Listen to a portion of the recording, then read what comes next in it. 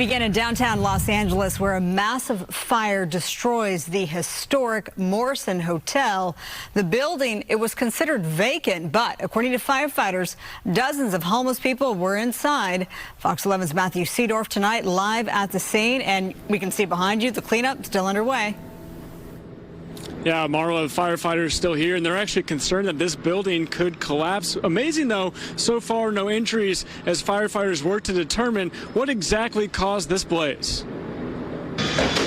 Intense flames erupting from downtown LA's historic Morrison Hotel. The building considered vacant, but cell phone video shows at least one person on a fire escape as the flames grow. In the fire department, we say there are no vacant buildings in Los Angeles. A lot of the large unhoused community that uses these vacant buildings as their temporary residence, and several dozen were seen self-evacuating at the time of the fire. Tried to run, tried to hide. The rock band The Doors made the Morrison Hotel famous from their 1970s album, also called The Morrison Hotel. It's been vacant for probably 10 years. We were going to renovate it and create another 111 units. The AIDS Healthcare Foundation bought the property for $12 million last year with plans of making it affordable housing. You have a lot of these vacant buildings down here like this that can be repurposed. Mark Dyer says they complained to the city about the homeless breaking in. I hope it was empty. He worried about a fire like this. How many homeless people do you think were living inside? Last week when we cleared the building, there was about 15. As soon as we secure the building, the homeless come up with power tools within hours and just cut the locks off. And it was just a big fire. I never seen personally a big fire like that. More than 100 firefighters called in for what was determined a major emergency. So far, the cause remains under investigation. The historic hotel, built in 1914, now with no roof, red-tagged, considered unlivable. It would have been nice for the community, but unfortunately, the building is no more. So right outside the hotel where firefighters are tonight, this is actually where actor Johnny Wachter was shot and killed over the summer. But we also spoke with a nearby business owner. Apparently a lot happens over here. He says that other buildings have mysteriously caught on fire in the same general area these last few months. Reporting live tonight, Matthew Seedorf, Fox 11 News.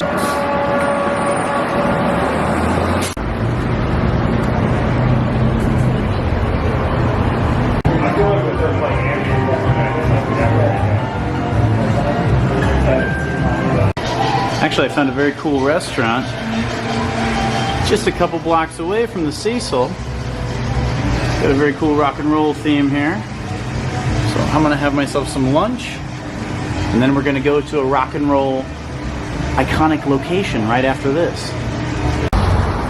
All right, here I am in front of the iconic Morrison Hotel from the Doors album of the same name. Not much left in terms of the front of the building, but let's take a look.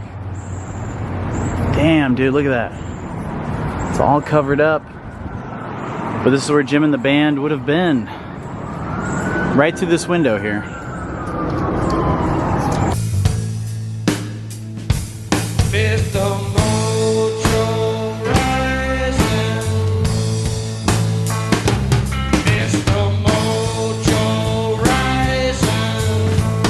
So legend has it that Jim Morrison wanted to name the album Morrison Hotel, obviously because of his last name, Jim Morrison. But the hotel would not have it. They would not allow them to do a photo shoot inside the hotel. So, allegedly, what happened is the bandmates went inside unbeknownst to the hotel staff and slowly started hanging out in front of this window right here inside the hotel bar. So, John Densmore, Ray Manzarek, Robbie Krieger, and of course, Jim Morrison all went inside right here, lined up real quick, and a photo was taken. I'll have to look up who took the photo, I'm not totally sure. But it was right here, right through this glass. I gotta touch it. I gotta touch the filthy LA stained glass with ash and graffiti and meth residue. But look at that, it happened right here, man. You know what I think is such a shame is that buildings like this here just fall into squalor. It's totally forgotten about. Like, what a shame, dude, what a waste. If they were smart, some savvy business owner with a little bit of money would come in and clean this place up and totally renovate it and make it look exactly as it did in like 1970 or whenever that album came out, 69, right around that era.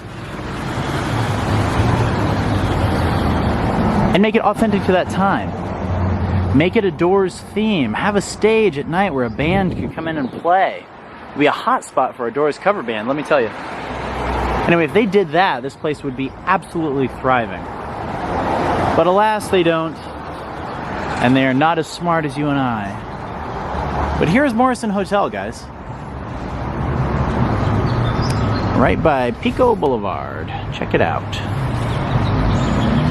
Compared to the last vlog I saw of this place, which I believe was the Grim Life Collective, already this place is in a deeper state of disrepair, which is a damn shame. But like I said, I would love to see this place be renovated and turned into something that's actually used. Here's the doorway that Jim and the boys went through. Check it out. Obviously locked, son of a bitch. Look at that. 1246 Morrison Hotel. Let's get a shot of the surrounding area. You can see the glory that is downtown LA. Pretty snazzy, huh? So believe it or not, I actually do have a Doors story myself. Believe it or not. When I was 23 years old, I actually very seriously considered moving to Los Angeles. So I quit my job at the time as a server. I brought what little savings I had and came out to Los Angeles for about a month.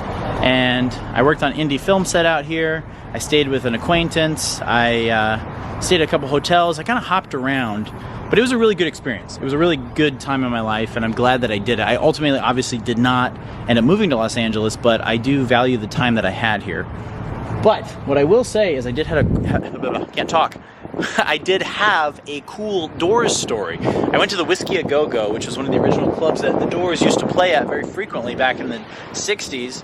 And there was a Doors tribute band there called Wild Child. So I was like, dude, I should really go and check this band out because I love the Doors. So I went and saw them. They were amazing. They were fantastic. I had a fantastic time. And I was there partying, just enjoying myself. And about halfway through the set, they took an intermission and they said, hey, we have a special guest to bring on stage. And it turned out being Robbie Krieger, the guitarist of the Doors.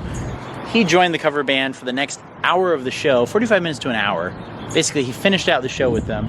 And it was absolutely incredible. So I got to see the closest thing possible to seeing the Doors at my age. So I got to see one of the real Doors with a Doors cover band. And it was absolutely fantastic, absolutely magical, and the Whiskey A Go-Go was just an absolute blast. Anyway, that's my Doors story. Here's the Morrison Hotel.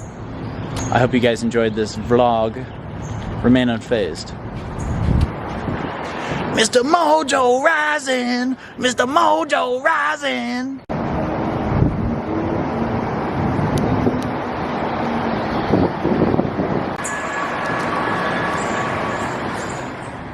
I think these days, especially in the States, you have to be a politician or an assassin or something to really be a superstar.